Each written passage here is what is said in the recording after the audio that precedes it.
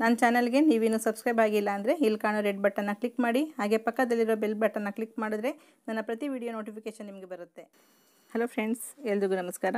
ನಾನು ಇವತ್ತು ಮೇಕೆ ಮಾಂಸ ಸಾಂಬಾರು ಮಾಡ್ತಾಯಿದ್ದೀನಿ. ತುಂಬಾ ಚೆನ್ನಾಗಿದೆ, ತುಂಬ ರುಚಿಯಾಗಿ ಮಾಡ್ಕೊಳ್ಬೋದು. ಹಳ್ಳಿ ಶೈಲಿನಲ್ಲಿ ಮಾಡ್ತಾರಂಥದ್ದು, ತುಂಬ ಸುಲಭವಾಗಿ ಮಾಡ್ಕೊಳ್ಬೋದು.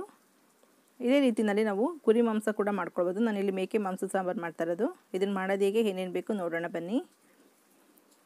1.5 kg ಮೇಕೆ ಮಾಂಸ ತಂದು ಎಲ್ಲ ಚೆನ್ನಾಗಿ ತೊಳೆದು 4-5 ಸಲ ನೀರಿನಲ್ಲಿ ಟೂತ್ ಪೇಸ್ಟ್ನಲ್ಲಿ ಸೋರ್ಲಾಕಿ ಇಟ್ಕೊಂಡಿದ್ದೀನಿ. ಒಂದು 3 ಸ್ಪೂನಷ್ಟು ಧನಿಯಾ ಪುಡಿ ಇದೆ, 1 ಹಿಡಿಯಷ್ಟು ಕೊತ್ತಂಬರಿ ಸೊಪ್ಪು, ಅರ್ಧ ಸ್ಪೂನಷ್ಟು ಹಳದಿ ಪೌಡರು, 1 ಹಿಡಿಯಷ್ಟು ಪುದೀನ ಸೊಪ್ಪು, 1.5 ಸ್ಪೂನಷ್ಟು ಖಾರದ ಪುಡಿ ತೊಗೊಂಡಿದ್ದೀನಿ. ನೀವು ಒಣಮೆಣಸಿನಕಾಯಿ ಕೂಡ ತೊಗೊಳ್ಬೋದು. ಚಕ್ಕೆ ಒಂದು ಅರ್ಧ ಇಂಚು, ಲವಂಗ 5, ಶುಂಠಿ ಅರ್ಧ ಇಂಚಷ್ಟು 1 ಇಂಚಷ್ಟು, ಫ್ರೆಶ್ ಕೊಕೊನಟ್ಟು ಒಂದು 3/4 ಹೋಳಷ್ಟು, ಹಾಗೆ ಬೆಳ್ಳುಳ್ಳಿ 1 ಗೆಡ್ಡೆ, ಟೊಮೊಟೊ 1, ಪುಟಾಣಿ ಅಂದರೆ ಹುರ್ಗಡ್ಲೆ 1-2 ಸ್ಪೂನಷ್ಟು, ನಾಟಿ ಈರುಳ್ಳಿ 1 ಹಿಡಿಯಷ್ಟು. ಇದು ರುಬ್ಬುವಂಥ ಪ್ಲೇಟು, ಮಸಾಲೆ ಎಲ್ಲ ರುಬ್ಕೊಳ್ಳೋಂಥದ್ದು. ಇದು ಈರುಳ್ಳಿ 1 ಹಿಡಿಯಷ್ಟು, ಒಂದು ಬೆಳ್ಳುಳ್ಳಿನ ಜಜ್ಜಿಟ್ಕೋಬೇಕು, ಇದು ಒಗ್ಗರಣೆ ಮಾಡ್ಕೊಳ್ಳೋದಕ್ಕೆ ಮಟನ್ನ.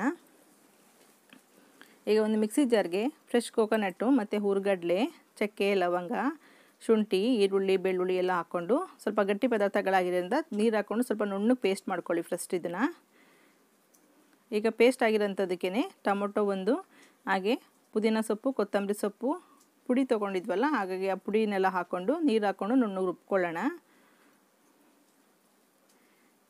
ಪುಡಿ ಎಲ್ಲ ಇದೆಲ್ಲ ಬೇಗ ನುಣ್ಣಗಾಗುತ್ತೆ, ಹಾಗಾಗಿ ಕೊನೆಯಲ್ಲಿ ಹಾಕ್ಕೊಳ್ತಾ ಇದ್ದೀನಿ. ಧನಿಯಾ ಪುಡಿ, ಖಾರದ ಪುಡಿ ಮತ್ತು ಹಳದಿ ಪುಡಿನ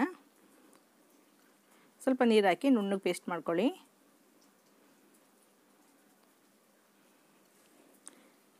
ಈಗ ಪೇಸ್ಟ್ ರೆಡಿ ಆಗಿದೆ.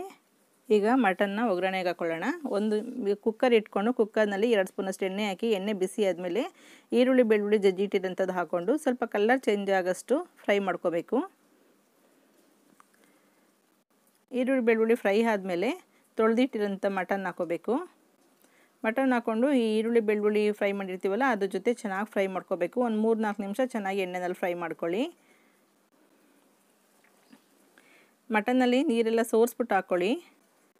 3-4 ನಿಮಿಷ ಫ್ರೈ ಆದಮೇಲೆ ಉಪ್ಪು ಹಾಕ್ಕೋಬೇಕಾಗುತ್ತೆ. ಮೊದಲೇ ಉಪ್ಪು ಹಾಕಿದ್ರೆ ತುಂಬಾ ನೀರು ಬಿಡುತ್ತೆ, ಹಾಗಾಗಿ ಎಣ್ಣೆನಲ್ಲಿ ಸ್ವಲ್ಪ ಫ್ರೈ ಮಾಡಿ, ಟೇಸ್ಟ್ ಚೆನ್ನಾಗಿರುತ್ತೆ. ನೀಟಾಗಿ ಎಲ್ಲ ಮಟನನ್ನು ಚೆನ್ನಾಗಿ ಮಿಕ್ಸ್ ಮಾಡ್ಕೋಬೇಕು. ಈಗ ಕಲ್ಲುಪ್ಪು ಎಷ್ಟು ಬೇಕೋ ನೋಡ್ಕೊಂಡು ಕಲ್ಲುಪ್ಪು ಹಾಕ್ಕೊಳ್ತಾ ಇದ್ದೀನಿ. ನಮ್ಮ ಸಾಂಬಾರಿಗೆ ಎಷ್ಟು ಬೇಕಾಗುತ್ತೆ ಅಷ್ಟು. ಈಗ ಉಪ್ಪು ಹಾಕಿದ್ರಿಂದ ಇನ್ನೂ ಚೆನ್ನಾಗಿ ಫ್ರೈ ಆಗುತ್ತೆ. ಅದು ನೀರು ಬಿಟ್ಕೊಂಡು ಚೆನ್ನಾಗಿ ಫ್ರೈ ಮಾಡಿ ಉಪ್ಪಲ್ಲಿ. ಆ ನೀರು ಪೂರ್ತಿ ಡ್ರೈ ಆಗಬೇಕು, ಅಲ್ಲಿವರೆಗೂ ಮಟನ್ ಫ್ರೈ ಆಗಬೇಕು. ಈಗ ನೋಡಿ, ಒಂದು 5-6 ನಿಮಿಷ ಬಿಟ್ಕೊಂಡು ನೋಡಿದ್ರೆ ನಿಮಗೆ ನೀರೆಲ್ಲ ಪೂರ್ತಿ ಡ್ರೈ ಆಗಿರುತ್ತೆ. ಆವಾಗ ನಾವು ರುಬ್ಬಿರೋಂಥ ಮಸಾಲೆ ಹಾಕ್ಕೋಬೇಕಾಗುತ್ತೆ. ನೋಡಿ, ನೀರೆಲ್ಲ ಡ್ರೈ ಆಗಿದೆ, ಉಪ್ಪಲ್ಲಿ ಚೆನ್ನಾಗಿ ಬೆಂದಿದೆ ಮಟನ್ನು. ಈಗ ಇದಕ್ಕೆ ರುಬ್ಬಿರೋಂಥ ಮಸಾಲೆ ಹಾಕ್ಕೊಳ್ಳೋಣ. ಮಸಾಲೆ ಹಾಕ್ಕೊಂಡು ತಕ್ಷಣ ನೀರು ಹಾಕೋಬೇಡಿ. ಈ ಮಟನ್ ಜೊತೆ ಒಂದು 3-4 ನಿಮಿಷ ಚೆನ್ನಾಗಿ ಮಿಕ್ಸ್ ಮಾಡಿ ಫ್ರೈ ಮಾಡ್ಕೊಳ್ಳಿ. ಒಂದು ಸೈಡ್ ನಾನು ಬಿಸಿನೀರು ಕಾಯೋದಕ್ಕೆ ಇಟ್ಕೊಂಡಿದ್ದೀನಿ. ಬಿಸಿನೀರು ಮಿಕ್ಸ್ ಮಾಡ್ತಾಯಿದ್ದೀನಿ ಸಾಂಬಾರಿಗೆ. ಬಿಸಿನೀರು ಹಾಕೋದ್ರಿಂದ ಬೇಗ ಕುದಿ ಬರುತ್ತೆ, ಸಾಂಬಾರು ಕೂಡ ರುಚಿಯಾಗಿರುತ್ತೆ. ಈಗ ಒಂದು 2-3 ನಿಮಿಷ ಮಸಾಲೆ ಮಟನ್ ಜೊತೆ ಮಿಕ್ಸ್ ಆಗಿ ಚೆನ್ನಾಗಿ ಫ್ರೈ ಆದಮೇಲೆ ಕಾಯಿಸಿರೋಂಥ ಬಿಸಿನೀರು ಹಾಕ್ಕೊಂಡು ನಿಮಗೆ ಸಾಂಬಾರು ಎಷ್ಟು ಬೇಕಾಗುತ್ತೆ, ಯಾವ ಅದಕ್ಕೆ ಬೇಕಾಗುತ್ತೆ ನೋಡಿಕೊಂಡು ನೀರನ್ನ ಹೆಚ್ಚಿಸ್ಕೊಳ್ಳಿ. ಹಾಗೆ ಉಪ್ಪು ಖಾರ ಕೂಡ ಚೆಕ್ ಮಾಡಿಕೊಂಡು ಕುಕ್ಕರ್ ಕ್ಯಾಪ್ ಹಾಕ್ಕೊಳ್ಳಿ. ಕುಕ್ಕರ್ ಕ್ಯಾಪ್ ಹಾಕಿ ನಾನು 5 ವಿಸಲ್ ಕೂಗಿಸ್ಕೊಳ್ತಾ ಇದ್ದೀನಿ. 5 ವಿಸಲ್ ಕೂಗಿಸಿದ್ಮೇಲೆ ನೋಡಿ, ನಿಮ್ಗೇನಾದರೂ ಸಾಂಬಾರು ಇನ್ನೂ ಬೆಂದಿಲ್ಲ ಮಟನ್ ಅನ್ನೋದಾದರೆ ಇನ್ನೊಂದು 2 ವಿಸಲ್ ಕೂಡ ಎಕ್ಸ್ಟ್ರಾ ಕ್ಯಾಪ್ ಹಾಕಿ ಮತ್ತೆ ಕೂಗಿಸ್ಕೊಳ್ಬೋದು. ಈಗ ಸಾಂಬಾರು ರೆಡಿಯಾಗಿದೆ ಮುದ್ದೆ ಜೊತೆಗೆ. ತುಂಬ ಸಿಂಪಲಾಗಿ ಮಾಡ್ಕೊಂಡಿದ್ದೀನಿ. ಈ ವಿಡಿಯೋ ತುಂಬ ಇಷ್ಟ ಆಗಿದೆ ಅಂತ ಅಂದ್ಕೊಳ್ತೀನಿ. ಇಷ್ಟ ಆದರೆ ಲೈಕ್ ಮಾಡಿ, ಶೇರ್ ಮಾಡಿ, ಸಬ್ಸ್ಕ್ರೈಬ್ ಮಾಡಿ. ಹಾಗೆ ನೀವು ಕೂಡ ಮನೇಲಿ ಒಂದ್ಸಲ ಟ್ರೈ ಮಾಡಿ. Okay, bye, thank you.